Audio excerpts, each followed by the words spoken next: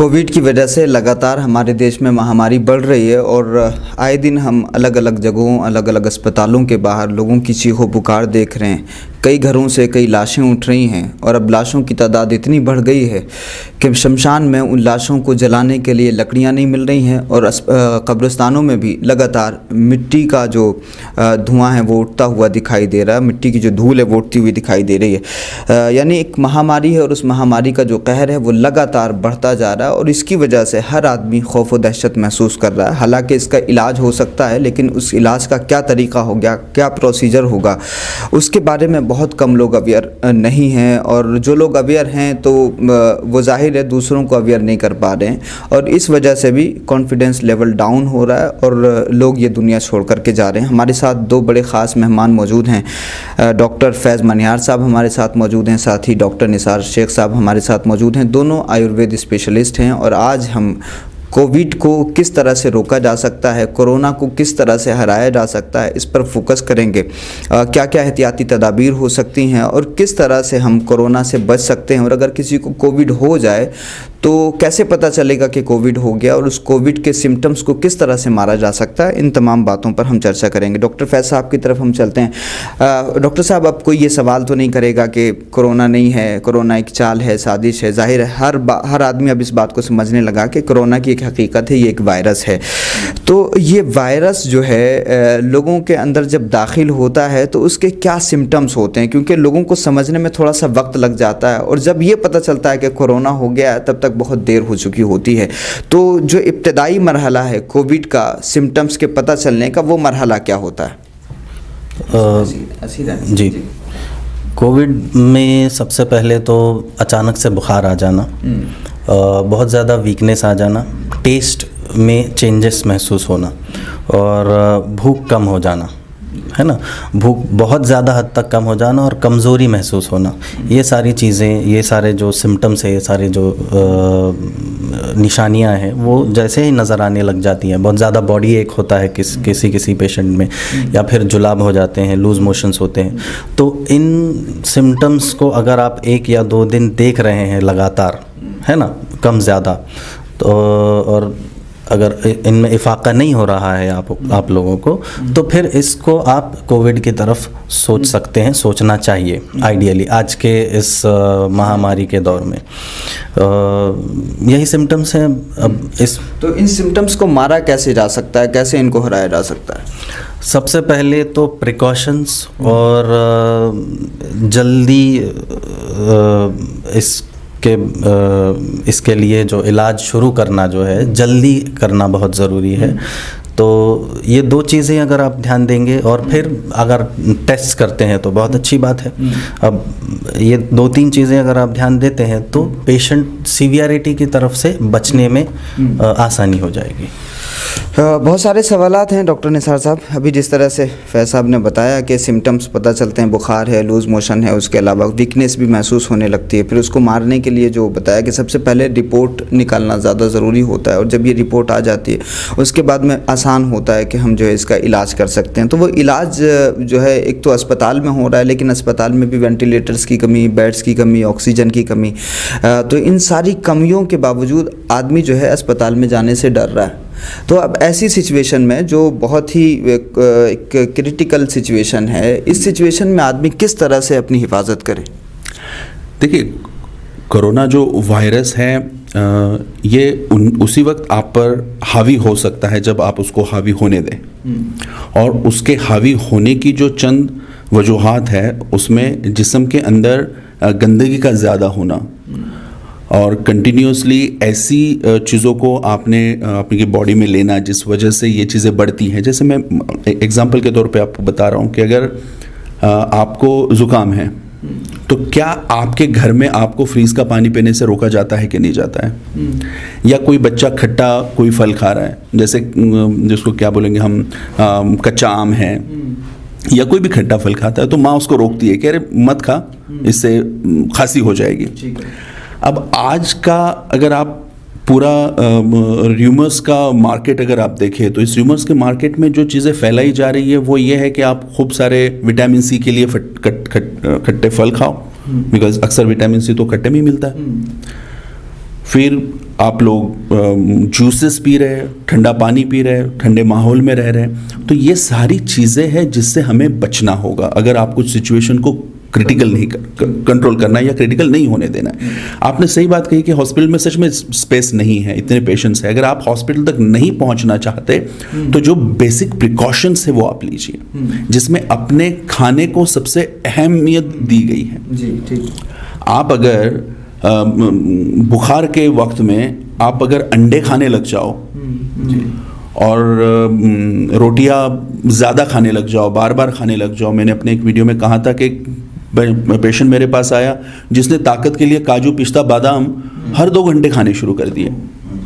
तो ये simple logic है कि आप जब भी बीमार होते हो तो आपको आपके पेट को आराम देना चाहिए। ये भी अगर आप करते हो तो दिस इज फर्स्ट स्टेप, ये पहली स्टेप है कि आप अपने आप को कॉम्प्लिकेट होने से बचाओगे। दूसरी सिंपल सी चीज़ है कि गर्म पानी पीना। मेडिकल टर्मिनोलॉजीज को बाजू में रखते हैं, आमतौर पे कोविड क्या है? कोविड है कि आपको बुखार आता है, आपको खांसी होती है और कफ जो है, बलगम आप जिसको कहेंगे, वो छाती में जम जाता है। तो किसी भी कॉमन सेंस से अगर आप थोड़े से सोचे तो जब भी कफ जमता है तो उसका इलाज क्या होता है कि गर्म पानी पीना, उस हिस्से को गर्म रखना। तो जैसे ही आपको सिम्टम्स दिखते हैं तो आप गर्म पानी पीना शुरू करें और स्टीम जो है इस हिस्से में ले।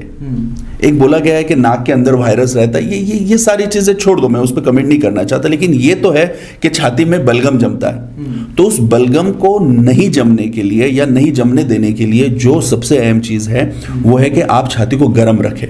तो अगर स्टीम लेते हो तब भी आप उन कॉम्प्लिकेशन से इंशाल्लाह बच सकते हो जो आपको हॉस्पिटल ले जाने पर मजबूर करती है।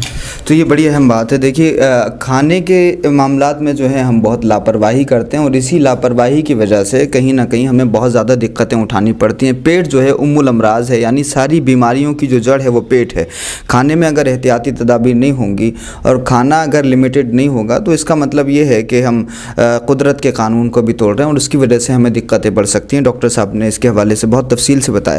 ख़ास तौर से आज के दौर में उन तमाम ठंडी चीज़ों से हमें बचने की ज़रूरत है जिनसे हमें नुकसान हो सकता है, क्योंकि यही एहतियात का एक रास्ता है। डॉक्टर साहब, क्या ये ज़रूरी है कि अगर किसी को कोविड हो गया है तो वो मर ही जाएगा?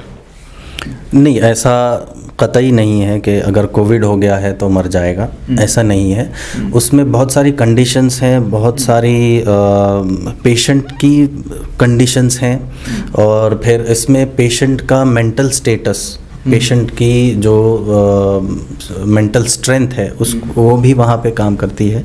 ये कई चीज़ें हैं जिनकी वजह से पेशेंट या तो बाहर निकल जाता है उससे या फिर सीवियर हो जाता है। अब जैसे सर ने कहा है कि खाने पे ध्यान देना है, तो खाने पे फिर क्या ध्यान देना है? तो सिर्फ ठंडा नहीं, तो जो हाजमे के लिए वज़नदार है, जैसे सर बोले कि अंडा है। अब जनरली पेशेंट क्या सोचता है कि कमज़ोरी आई है, अंडा खा लूँगा और कमज़ोरी चली जाएगी। उल्टा इसके विपरीत प्रॉब्लम ये हो जाती है कि अंडा आपकी प्रॉब्लम बढ़ा देगा, है ना। वो हाजमे में हाजमा नहीं कर पाएगा और टॉक्सिन्स जो हैं वो बढ़ जाएंगे बॉडी में। तो ये है। और मेंटल स्ट्रेंथ यहाँ पे बहुत ज़्यादा ज़रूरी है, यकीन कि हम इसमें से बाहर निकल जाएंगे। तो कुछ ऐसे भी पेशेंट्स, ऐसे एग्जांपल्स हैं कि 80 प्लस ईयर्स के पेशेंट्स जो हैं वो कोविड से पूरी तरह से बाहर निकले हैं। ऐसे भी एग्जांपल्स हैं। और कुछ पेशेंट्स ये हैं कि जो डर की वजह से, है ना, प्रोबेबली डर की वजह से, और उसमें कुछ मेडिकल कंडीशंस भी हैं जिनकी वजह से सीवियर हो जाते हैं। अच्छा, तो जब कमज़ोरी महसूस होती है तो हम जो घरेलू टोटके हैं वो इस्तेमाल करने लगते हैं, जो हमें बताया गया हमारे माँ बाप ने, या बुढ़ापे में जो जिन लोगों ने, बूढ़े बुजुर्गों ने जो हमें सलाहें दी थी, उन सलाहों पर हम जो है अमल करने लगते हैं, डॉक्टर से कंसर्न नहीं करते हैं। इसकी वजह से भी बीमारी जो है वो जगह बना लेती है। तो ताकत के लिए अंडों का इस्तेमाल, बादाम और पिस्ते का इस्तेमाल डॉक्टर से कंसर्न किए बगैर, ये यकीनन हमारे लिए जो है घातक हो सकता है और इसकी वजह से भी बीमारी बढ़ती चली जाती है। ये अलग बात है कि हमको एहसास बहुत देर में हो पाता है। डॉक्टर साहब, मैं आपसे भी इस सवाल का जवाब लेना चाहूँगा, क्योंकि कॉन्फिडेंस लेवल बहुत डाउन हो रहा है और माहौल कुछ इस तरह का बना हुआ है कि अगर किसी को कोविड कोविड हो गया तो ये बीमारी ऐसी है, लोग इससे दूरी बना रहे हैं। जो पेशेंट है लोग उससे दूरी बना रहे हैं, और कहीं ऐसा ना हो कि उसके सिम्टम्स जो है दूसरे को लग जाए, फिर वो भी चला जाएगा, और इस तरह के हालात बने हुए हैं। हर आदमी डर महसूस कर रहा है। तो कोविड अगर किसी को हो गया है तो रिकवर होने के लिए उसको अपने आप को किस तरह से जहनी तौर से मजबूत रखना है? जी, आयुर्वेद में एक अग्र संग्रह करके बोला गया है कि हर चीज़ में सबसे टॉप क्या होता है ना, ऐसा बोला गया है। जैसे सब्जियों की बात करें तो कद्दू की सब्जी सबसे टॉप लेवल पे आती है, धान की बात करें तो चावल सबसे टॉप पे आते हैं। उसी तरह से अगर बीमारी को बढ़ाना है तो सबसे टॉप पे क्या आएगा, तो वह डर खौफ, विषादो ही रोग वर्धनानाम, ऐसा क्लियर उनका ये बना गया कि जब भी आप किसी चीज़ से डर जाते हो, खौफ खाते हो, तो आपको वो बीमारी दुगनी आप पर ज़्यादा स्ट्रांगली हावी होती है। So it is very important कि अगर आपको कोविड हुआ है तो सबसे पहले ये बात समझिए कि ये एक नॉर्मल बीमारी है जो मुझे हुई है। कोविड से पहले भी तो बुखार हो रहे थे, कोविड से पहले भी तो निमोनिया हो रहे थे, कोविड से पहले भी तो लोग वेंटिलेटर पे जा रहे थे। ऐसा नहीं है कि कोविड आने की वजह से कोई बहुत ड्रास्टिकली चेंज हुआ है। अगर कुछ हुआ है तो आपका डर या आपके डर की वजह से। सो ये बहुत इंपॉर्टेंट है कि आप कोविड अगर आपको होता भी है तो सबसे पहले खौफ से दूर हो जाइए और इसको फेस कीजिए। आपने डॉक्टर साहब से जो सवाल पूछा था कि इसमें रिकवरी का भी तो आप देखिए ना, अगर हम आज के आंकड़ों को भी देखते हैं तो 98% रिकवरी रेट है। हम यूं समझ ले कि चलो सरकारी आंकड़े हैं, सिस्टम की गलती हो सकती है, तब भी 95% तो रिकवरी है। दैट मीन्स जो 5% लोग जो फौत हो रहे हैं वो 5% लोग क्यों हो रहे हैं, इसका अगर आप कंपार्टमेंटलाइजेशन करेंगे तो उसमें 80% डर है। और फिर बचे हुए 20% में मेडिकल मिसमैनेजमेंट हो सकता है, आपका देर से आना हो सकता है, दवाइयों का अनअवेलेबल होना हो सकता है, वगैरह वगैरह वगैरह। तो सबसे पहले सब लोगों से ये गुजारिश है कि कोविड को फेस कीजिए। जिस वक्त आप किसी भी खौफ को फेस करने का मादा रखते हैं तो आप आधी जंग वहीं पर जीतते हैं। हम जीत की बात करें ना, तो सबसे पहले कोविड अगर होता है ना तो आप डर के मत जाओ, टेस्ट से घबराओ मत, टेस्ट कर लो। क्या आएगा, पॉजिटिव आएगा या तो निगेटिव आएगा।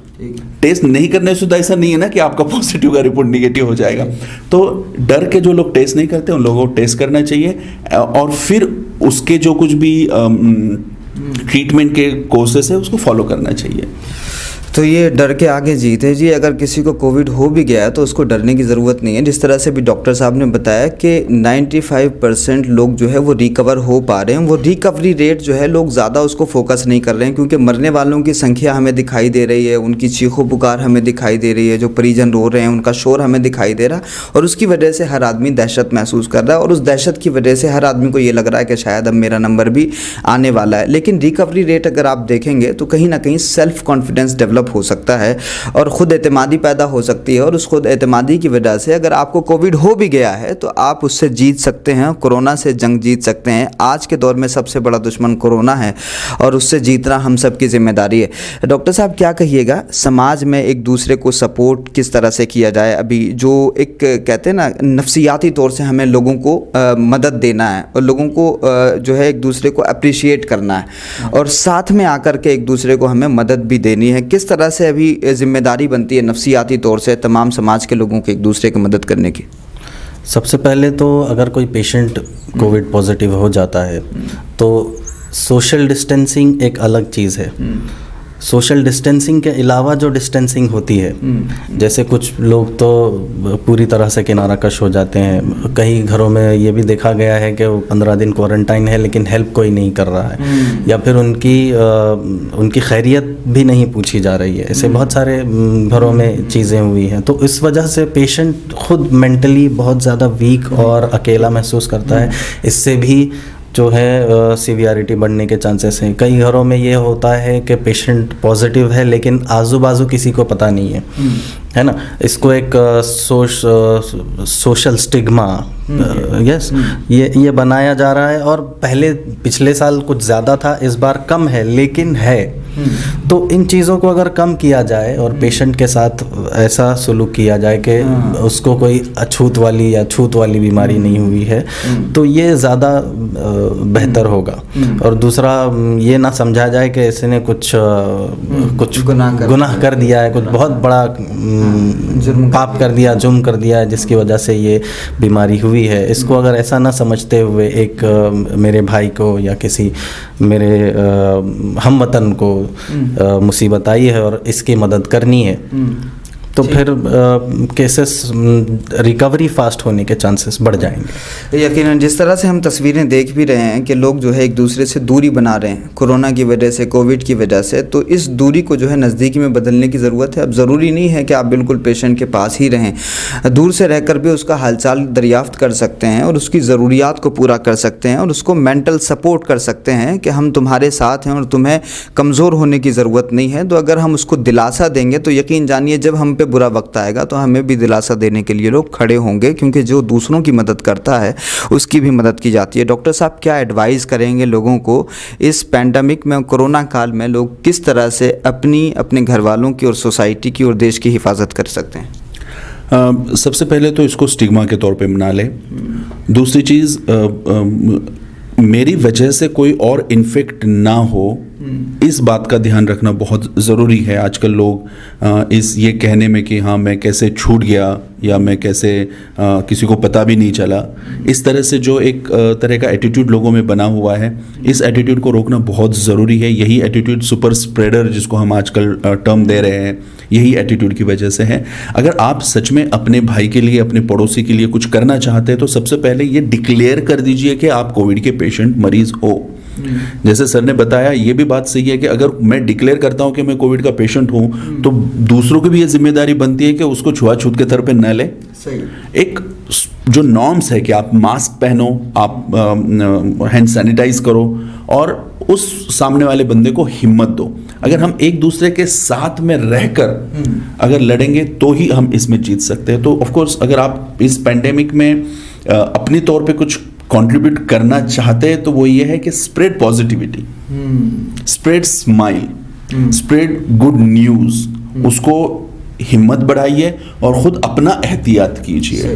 तो ये भी अगर आप करते हो तो मुझे लगता है कि इस पेंडेमिक में काफ़ी फ़ायदा।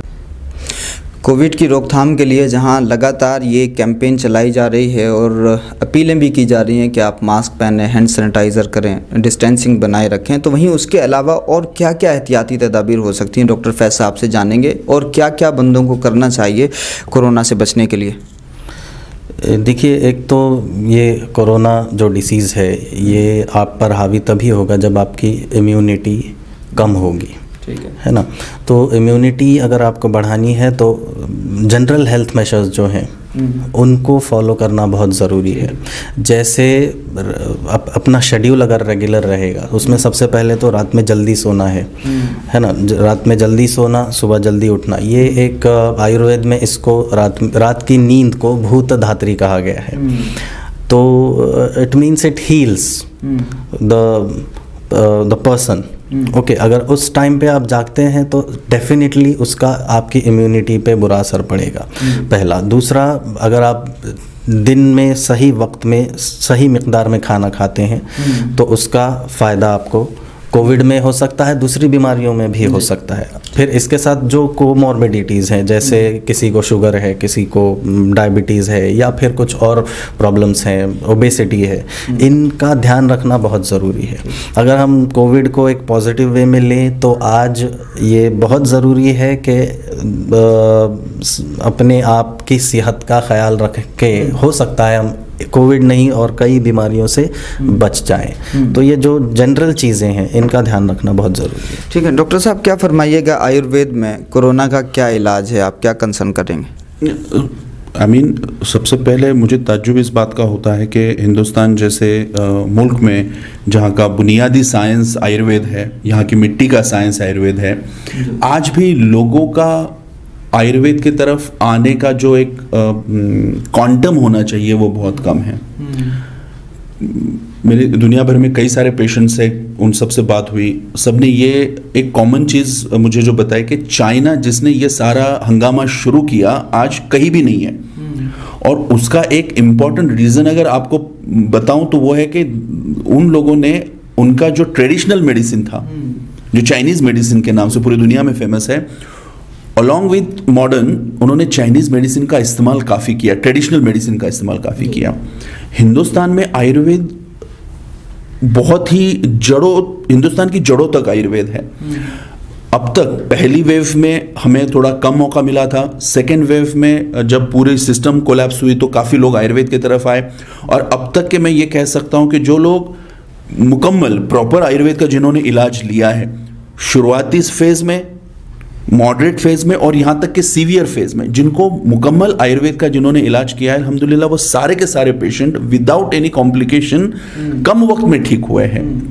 तो यकीनन आयुर्वेद की तरफ बहुत ऐसे मेडिसिन है, आयुर्वेद का अपना डायग्नोसिस है, और यहाँ तक कि अगर आप वेंटिलेटर जैसी कंडीशन पे जा रहे हो, ऑक्सीजन सेचुरेशन आपका लगातार ड्रॉप हो रहा है, तो कई ऐसे आयुर्वेदिक डॉक्टर्स हैं जिन्होंने मैजिक वर्ड यूज़ करना ये आयुर्वेद की एक्चुअली बदनामी है, क्योंकि मैजिक नहीं, वो साइंस है, लेकिन मैजिकली उसके रिजल्ट्स दिए हैं। तो यकीनन आयुर्वेद ने एक डायग्नोसिस नहीं कहेंगे, 2-3 डायग्नोसिस में पूरा कोविड समा जाता है, और उसके लिए कि जो मेडिसिन है, सिंपल सी मेडिसिन है, उन मेडिसिन से कोविड के केसेस चैलेंजिंग वक्त में ठीक होते हैं।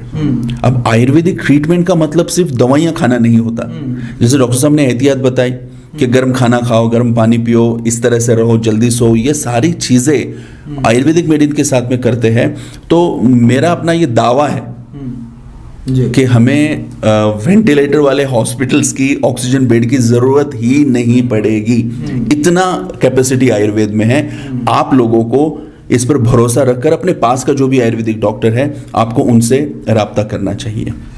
यकीनन जिस तरह से हम सारी ये जो है स्ट्रगल कर रहे हैं अपने आप को बचाने के लिए, तो जिस तरह से अभी डॉक्टर साहब ने आपको कंसर्न किया, आयुर्वेद के डॉक्टर से भी अगर आप इस कोविड का इलाज चाहते हैं तो वो भी बहुत इजीली हो सकता है, और आपको उसके लिए ज़्यादा कुछ खर्च भी नहीं करना पड़ेगा, और बहुत इजी इलाज हो सकता है। जी, अगर खर्च की बात वीडियो में बताना मुनासिब नहीं है हालांकि, लेकिन आप जितना खर्च एक इंजेक्शन के लिए करते हो, उसमें आपका मुकम्मल इलाज भी हो सकता है। ऑफ कोर्स हर दवाइयों का अपने अपने हिसाब से होता है, लेकिन यहाँ पे खर्च का मसला है ही नहीं। हम लाखों रुपए दे, लेकिन हमारी अगर जान नहीं बचती है तो क्या मायने हैं। और आयुर्वेद का इलाज, ये गलत फहमी अगर है तो वो सब लोग दूर करें कि बहुत महंगा है।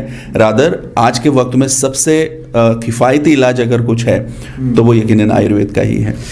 चलिए, उम्मीद करते हैं कि आपको ये बात समझ आई होगी, और अगर समझ आई है तो आप दूसरों के साथ भी डॉक्टर साहब के इस कंसर्न को जो है वो साझा करें। आप कुछ कहना चाहते हैं? जी, सर की बात को आगे बढ़ाते हुए यही कहना चाहूँगा कि अगर आयुर्वेद ट्रीटमेंट आप करते हैं आउट ऑफ एक्सपीरियंस पिछले 1.5-2 साल से, अगर पहले दिन से आयुर्वेद आप ट्रीटमेंट लेते हैं, इर्रेस्पेक्टिव ऑफ आप एलोपैथी लेते हैं या नहीं, है ना, लेते हैं तो कोई बहुत अच्छी बात है, तो एटलीस्ट आप सीवियरिटी से बच जाएंगे।